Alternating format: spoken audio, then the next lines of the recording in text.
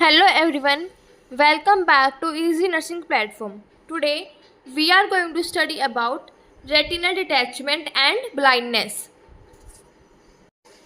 सबसे पहले हम पढ़ेंगे रेटिनल डिटैचमेंट। रेटिनल डिटैचमेंट से क्या समझते हो? मतलब जो हमारा रेटिना है वो अपनी नॉर्मल पोजीशन से हट जाएगा, वो थी हमारी retinal detachment. Retinal detachment is a serious eye condition where retina pulls away from its normal position. जब हमारा रेटिना उसकी नॉर्मल पोजीशन से हट जाएगा तब हम उसको बोलेंगे retinal detachment. The separation can lead to vision loss if not treated promptly. अगर हम रेटिनल डिटैचमेंट को ट्रीट नहीं करेंगे सही टाइम पर तो हमें विजन लॉस भी हो सकता है। ये था हमारा रेटिनल डिटैचमेंट। देखो रेटिनल डिटैचमेंट में क्या हो रहा है, जो हमारा ये रेटिना, ये ऑरेंज पार्ट आई का, ये क्या हमारा रेटिना है। अगर हमारा रेटिना उसकी नॉर्मल पोजीशन से हट गया, देखो इसमें हो रहा है जैसे ये स्पेस बन गया यहाँ पे, तो उसको हम क्या बोलेंगे? Retinal detachment. आप इसके कॉजेज, फर्स्ट कॉज है एजिंग। बढ़ती एज के साथ हमें ये रेटिनल डिटैचमेंट हो सकता है। नेक्स्ट क्या है? आई इंजरी या फिर ट्रॉमा। अगर हमें कोई भी आई इंजरी है या फिर कोई भी ट्रॉमा है उसके कारण भी हमें रेटिनल डिटैचमेंट हो सकता है। नेक्स्ट हमारे पास है फैमिली हिस्ट्री। अगर हमारी फैमिली में कोई भी हिस्ट्री है रेटिनल डिटैचमेंट की तो जो हमारी फ्यूचर जनरेशन है उनको भी हो सकती है। फिर क्या है? Previous eye surgery. अगर कोई भी आई सर्जरी हो रखी है जैसे केराटोप्लास्टी या कुछ भी, उसके कारण भी हमें ये हो सकता है। फिर है मायोपिया। मायोपिया क्या था? शॉर्ट साइटेडनेस या फिर नियर साइटेडनेस। फिर है रेटिनोस्केसिस। रेटिनोस्केसिस क्या है? जो हमारी आई है वो एबनॉर्मली स्प्लिट हो जाएगी, तो उस कंडीशन को हम बोलेंगे रेटिनोस्केसिस। क्या बोलेंगे? रेटिनोस्केसिस। नेक्स्ट हमारे sign and symptoms. First symptom क्या है? Flashes of light in affected eye. जो भी हमारी अफेक्टेड आई होगी उसमें क्या आएंगे? Flashes of light. इसको हम फोटोप्सिया बोलते हैं। क्या बोलते हैं? फोटोप्सिया। ठीक है। नेक्स्ट हमारे पास क्या है? Sudden onset of floaters. जो हमारे फ्लोटर्स हैं वो क्या है? कोई भी ब्लैक या फिर ग्रे स्पॉट हमारी आँख में, वो होते हैं हमारे फ्लोटर्स। फिर है शेडो और कर्टेन लाइक ऑब्स्ट्रक्शन। कोई भी ऑब्स्ट्रक्शन आ जाएगी हमारी आँखों में। फिर है ब्लरी या फिर रिड्यूस्ड सेंट्रल विजन। जो हमारी देखने की क्षमता है वो धुंधली हो जाएगी। फिर हम पढ़ेंगे पैथोफिजियोलॉजी। पैथोफिजियोलॉजी फर्स्ट हमारे पास क्या है? Due to etiological factors. जो हमारे एटियोलॉजिकल फैक्टर्स थे वो क्या थे? एजिंग, इंजरी, ट्रॉमा, कुछ भी, उनके कारण क्या होगा? जो हमारा विट्रस फ्लूइड है वो श्रिंक हो जाएगा, मतलब कि वो कॉन्ट्रैक्ट हो जाएगा। उससे क्या होगा? जो हमारी रेटिना है ना वो दूर हट जाएगी। Vitreous gel shrinks and pull on retina. फिर क्या होगा? Creation of tears and holes through which fluid accumulates. हमारी आँख के अंदर बहुत सारे होल्स हो जाएंगे जहाँ पे हमारा जो वो है फ्लूइड वो एक्यूमुलेट होना लग जाएगा। फिर हमें क्या हो जाएगी? Retinal detachment. ठीक है। नेक्स्ट हम पढ़ेंगे डायग्नोस्टिक इवैल्यूएशंस। फर्स्ट हमारे पास क्या है? ऑप्थेल्मोस्कोपी। ऑप्थेल्मोस्कोपी में हम क्या करते हैं? जो हमारे ऑप्टिक नर्व है, ऑप्टिक नर्व को हम असेस करेंगे। इसमें ऑप्थेल्मोस्कोपी हम ऑप्थेल्मोस्कोप की हेल्प से करते हैं और इसमें हम ऑप्टिक नर्व को असेस करते हैं। ठीक है। नेक्स्ट क्या है? अल्ट्रासाउंड। हम यूएसजी करेंगे। फिर है विजुअल फील्ड टेस्टिंग। फिर हम क्या करेंगे? जो हमारी विजुअल फील्ड है उसकी हम टेस्टिंग करेंगे कि हमें कितना दिखाई दे रहा है और कितना हमें दिखाई नहीं दे रहा। ठीक है। ये थी हमारे डायग्नोस्टिक इवैल्यूएशंस। फिर हम पढ़ेंगे मैनेजमेंट। मैनेजमेंट में फर्स्ट क्या हमारे पास? Topical steroids. स्टेरॉइड्स देंगे हम। फिर क्या? साइक्लोप्लेजिक एजेंट्स लाइक एट्रोपिन देंगे। फिर एंटी ग्लोकोमा मेडिकेशन। जो ये हमारा वो है रेटिनल डिटैचमेंट, ये ग्लोकोमा के कारण भी हो सकता है, तो हम क्या देंगे? एंटी ग्लोकोमा मेडिकेशंस, जिसको हम बोलेंगे एसिटाजोलामाइड। क्या बोलेंगे? एसिटाजोलामाइड। फिर क्या है? Osmotic agents, example mannitol. ठीक है। थी हमारी मेडिकल मैनेजमेंट। अब हम पढ़ेंगे सर्जिकल मैनेजमेंट। फर्स्ट क्या हमारे पास? लेज़र फोटोकोएगुलेशन या फिर क्रायोपेक्सी। इसमें क्या होगा? जो हमारा रेटिनल टीयर है ना उसको हम सील कर देंगे। क्या कर देंगे? सील कर देंगे। जो भी हमारा रेटिनल टीयर है उसको, कोई भी होल क्रिएट हो रहा है हमारी आइज़ के अंदर या कुछ भी, उसको हम बंद कर देंगे। वो तुम्हारा रेजर फोटोकोएगुलेशन या फिर क्रायोपेक्सी। देखो ये हमारा एग्जाम्पल है इसका। लेज़र फोटोकोएगुलेशन में हम क्या कर रहे हैं, जो भी हम लेज़र का यूज़ कर रहे हैं उसमें वो क्या आ जाएगा, स्कार बना देगा वो हमारी आइज़ के अंदर। क्या बनाएगा? स्कार्स। लेकिन जो हमारी क्रायोपेक्सी है इसमें हम क्या करेंगे, जो भी हमारा रेटिना अपनी जगह से हट रखा है उसको फ्रीज कर देंगे लेयर के साथ, फ्रीजिंग टिश्यू टुगेदर, ताकि जो हमारे रेटिना है वो अपनी नॉर्मल पोजीशन पे आ जाए। नेक्स्ट क्या है? Scleral buckling. स्क्लेरल बकलिंग में हम क्या करेंगे, हम कोई भी सिलिकॉन बैंड लगा देंगे। क्या लगा देंगे? सिलिकॉन बैंड, ताकि जो हमारा रेटिना है वो अपने सही जगह पर आ जाए। देखो, placing a silicone band around eye to push detach retina back to its place.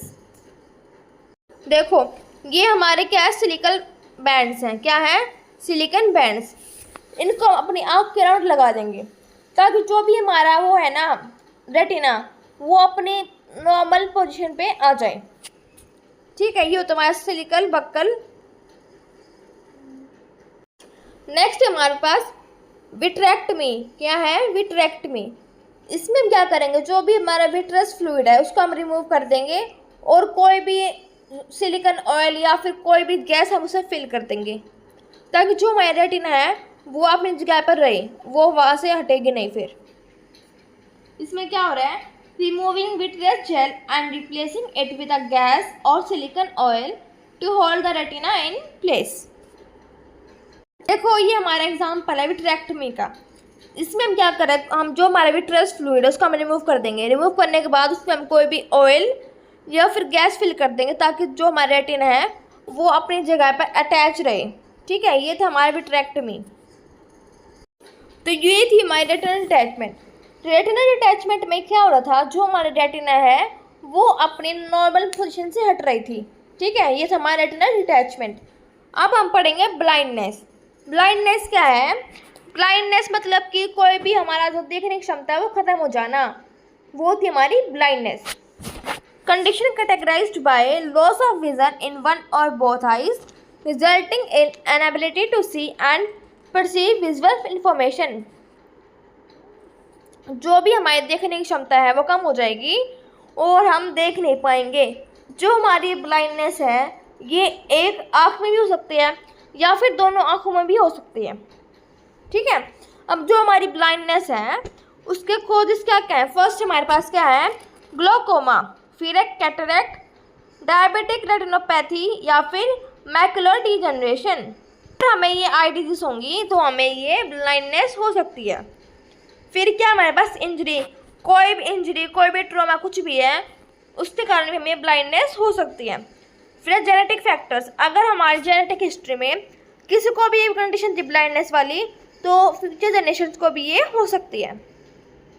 Next है इन्फेक्शन। इन्फेक्शन क्या है? ट्रैकोमा या फिर अनट्रीटेड आई इंजरी। फिर है neurological disorders like optic neuritis या फिर स्ट्रोक। अगर हमें स्ट्रोक है या फिर ऑप्टिक न्यूराइटिस है उसके कारण भी हमें ये हो सकता है ब्लाइंडनेस। नेक्स्ट हम पढ़ेंगे sign and symptoms. First symptom क्या हमारे पास, loss of vision in one और बोथ आइज। हमारी जो आँखें हैं उनमें हमें विजन लॉस आ सकता है। फिर है ब्लड और डिस्टॉर्टेड विजन, जो हमारा विजन होगा वो धुंधला हो जाएगा। फिर नेक्स्ट क्या है, डिफ़िकल्टी परसीविंग कलर्स और ऑब्जेक्ट्स, मतलब जो हम ऑब्जेक्ट देख रहे हैं ना तो हम उसका कलर समझ पाएंगे, नहीं हम वो समझ पाएंगे कि वो ऑब्जेक्ट है क्या। फिर क्या है, पेन और डिस्कम्फर्ट इन द आई। उसके बाद है फ्लैशिंग लाइट्स और floaters in the field of vision. जो हमारे फ्लैशिंग लाइट्स थी उनको हम क्या बोल रहे थे, फोटोप्सिया। क्या बोल रहे थे, फोटोप्सिया। ठीक है, नेक्स्ट हम पढ़ेंगे डायग्नोस्टिक इवैल्यूएशंस। फर्स्ट हमारे पास क्या है, ऑप्थेल्मोस्कोपी। ऑप्थेल्मोस्कोपी में हम क्या करते हैं, जो भी हमारी ऑप्टिक नर्व है उसको हम असेस करते हैं। फिर है विजुअल अक्विटी टेस्ट। इसमें हम क्या करेंगे, जो भी हमारी आई साइट है उसको हम असेस करेंगे कि हमारी आई साइट कितनी स्ट्रॉन्ग और कितनी वीक है। फिर आप प्यूपिल डायलेशन, इसमें हम प्यूपिल का टेस्ट करेंगे। फिर हमारे पास क्या है, imaging test example retinal photoscopy, optical coherence tomography. जो हमारा ये रेटिनल फोटोस्कोपी, इसमें हम क्या करेंगे, जो भी हमारा रेटिना है उसको हम एग्जामिन करेंगे कि वो अपने नॉर्मल पोजीशन पे है या फिर नहीं है। फिर हमारा जो ये ऑप्टिकल कोहेरेंस टोमोग्राफी है, इसमें हम क्या करेंगे, जो भी हमारी आईज के अंदर टिश्यूज होते हैं उनका हम क्रॉस सेक्शनल इमेज देखेंगे। क्या देखेंगे, क्रॉस सेक्शनल इमेज। नेक्स्ट हम पढ़ेंगे पैथोफिजियोलॉजी। पैथोफिजियोलॉजी में फर्स्ट हमारे पास क्या है, ड्यू टू एटियोलॉजिकल फैक्टर। जो हमारे एटियोलॉजिकल फैक्टर्स हैं उनके कारण क्या होगा, अगर हमें ग्लोकोमा है, इफ ग्लोकोमा प्रेजेंट, तो क्या होगा, जो हमारा आईओपी है वो इंक्रीज हो जाएगा। आईओपी क्या है, इंट्रा ऑक्यूलर प्रेशर। जो हमारा आईओपी है नॉर्मल वैल्यू क्या थी, 11 और 21 के बीच में थी। तो अगर जो हमारा आईओपी है वो इंक्रीज हो गया तो हमें क्या होगा, जो हमारी ऑप्टिक नर्व है वो डैमेज हो जाएगी, डैमेज ऑप्टिक नर्व। ठीक है, ये था हमारा अगर हमें ग्लोकोमा होगा तो। लेकिन रेटिनोपैथी होगा तो क्या होगा, जो हमारे वेसल्स रेटिना के अंदर वो डैमेज हो जाएंगे, damage to blood vessels in the retina. Next हमारे पास क्या है, मेडिकल मैनेजमेंट। मेडिकल मैनेजमेंट में फर्स्ट क्या है, आई ड्रॉप्स। आई ड्रॉप्स देंगे हम। फिर क्या है, कॉर्टिकोस्टेरॉइड्स, एग्जाम्पल प्रेडनिसोन। फिर क्या है, इम्यूनोसप्रेसेंट्स, एग्जाम्पल साइक्लोस्पोरिन। फिर हमारी क्या आती है, सर्जिकल मैनेजमेंट। फर्स्ट क्या है, लेजिक सर्जरी। जो हमारी लेजिक सर्जरी है वो क्या है, laser associated in situ keratomileusis. क्या है, laser associated in situ keratomileusis. इसमें हम क्या करेंगे, जो भी हमारा कॉर्निया ना वो डैमेज हो रखा है उसको हम रीशेप करेंगे। क्या करेंगे, reshape. In this cornea is reshaped which enables light entering into eye to focus on retina properly for clear vision। जो भी हमारा कॉर्निया उसको हम क्या करेंगे, रीशेप करेंगे ताकि जो हमारी लाइट है जो हमारी आंखों में पड़ रही है वो सीधा रेटिना के ऊपर फोकस करे और हमें प्रॉपर दिखना लग जाए। ठीक है, ये था हमारा लेजिक सर्जरी। देखो हमारे लेजिक सर्जरी के स्टेप्स। फर्स्ट स्टेप क्या है, numbing drops are applied to the eyes. अब हमारी आइज को नंब करने के लिए हम आई ड्रॉप्स डालेंगे। फिर क्या करेंगे, हम एक कट देंगे, मतलब कि इंसिजन देंगे, made creating a corneal flap. फिर क्या करेंगे, जो हमारा लेज़र की हेल्प से हम कॉर्निया को रीशेप कर देंगे। कॉर्निया को रीशेप करने के बाद जो हमारा इंसिजन है ना वो अपने आप हील हो जाएगा। ठीक है, नेक्स्ट हम पढ़ेंगे नर्सिंग मैनेजमेंट। नर्सिंग मैनेजमेंट में फर्स्ट हमारे पास क्या है, assisting with activities of daily life. इसको हम बोलते हैं ADLS, activities of daily life. इसमें हम क्या करेंगे, हम जैसे पेशेंट को मोबिलिटी में हेल्प करेंगे, फीडिंग में हेल्प करेंगे और ड्रेसिंग वगैरह में हेल्प करेंगे, वो होते हैं हमारे ADLS। फिर क्या है, providing emotional support and education about adaptive techniques. Patient को इमोशनल सपोर्ट देंगे और इनको बताएंगे कि आप ये डिवाइस यूज़ कर सकते हो। ठीक है, फिर क्या है, administering medications and monitoring for side effects. हम मेडिकेशन एडमिनिस्टर करेंगे और जो भी हमारे साइड इफ़ेक्ट्स आ रहे हैं उनको हम मॉनिटर करेंगे। फिर क्या है, collaborating with health care team for best possible care. जो हमारी हेल्थ केयर टीम है उसके साथ हम क्या करेंगे, कंसल्ट करेंगे ताकि जो हमारा लेवल ऑफ केयर है वो हाई हो सके। ठीक है, ये था हमारा ब्लाइंडनेस। ब्लाइंडनेस क्या था, जो हमारा कॉर्निया डैमेज हो रहा था उसके कारण हमें विजन लॉस हो रहा था। ठीक है, तो आज हमने क्या पढ़ा, रेटिनल डिटैचमेंट और ब्लाइंडनेस। आई होप कि आपको समझ में आ गया होगा। तो नेक्स्ट लेक्चर में हम पढ़ेंगे यूरिनरी ट्रैक्ट इन्फेक्शन। मिलते हैं नेक्स्ट लेक्चर में। Thank you.